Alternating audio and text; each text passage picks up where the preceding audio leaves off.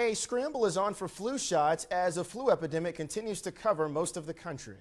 Since mid-November, the number of states reporting the flu had reached wide areas has grown to 47.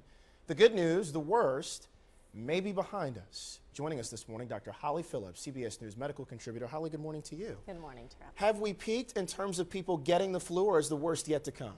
You know, I certainly hope we've peaked, but it's too soon to tell. What we do know is the CDC has released some very good information.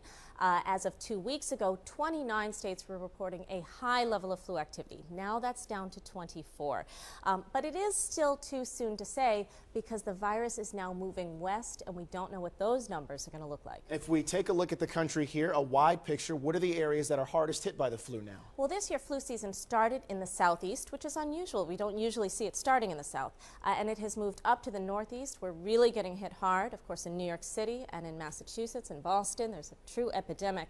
And now the virus is working its way west. And it's hit most of the western states.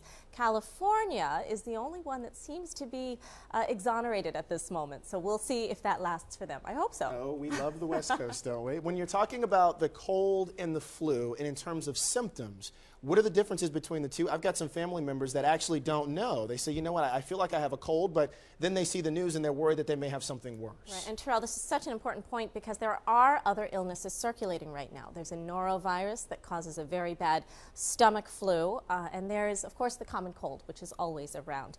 You know you have the flu when you actually feel like you've been kind of hit by a truck. It hits your muscles, you feel it in your shoulders. My patients say their neck is killing them, your lower back, you're just aching all over with a headache, and high fevers, particularly in children. They can get dangerously high fevers, but adults can spike high fevers too. So it's more the full body symptoms of the flu, whereas the cold is more sniffles, sneezes, symptoms really from the neck up. Who does the flu affect the most?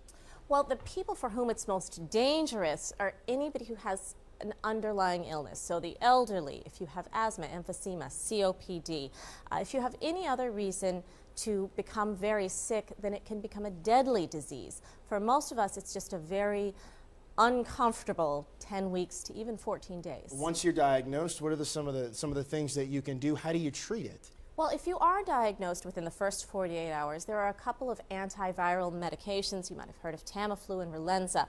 If you take those medications within the first 48 hours, it lessens your symptoms and may make you get better just a little bit faster. It's not a cure, but it can make a very, very bad illness less so, only within the first 48 hours. Other than that, it's all about prevention. Wash your hands, try not to touch your face, try not to go around other people if you are sick or be around sick people. And of course, the flu shot is still there. And in the last few seconds that we have, we're already getting reports of spot shortages of the flu vaccine. If you live in one of those areas that have those shortages, how do you get it? What do you do? Right. Well, New York City is one of them.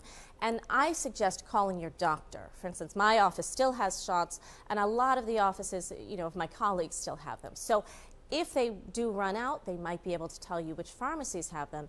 And the other good resource is the CDC website. They can link to a pharmacy tracker so you can find a pharmacy in your area that has one if your doctor runs out. Dr. Holly Phillips, CBS News medical contributor. Doctor, it's good to see you. Thank you so much. Great to be here as always.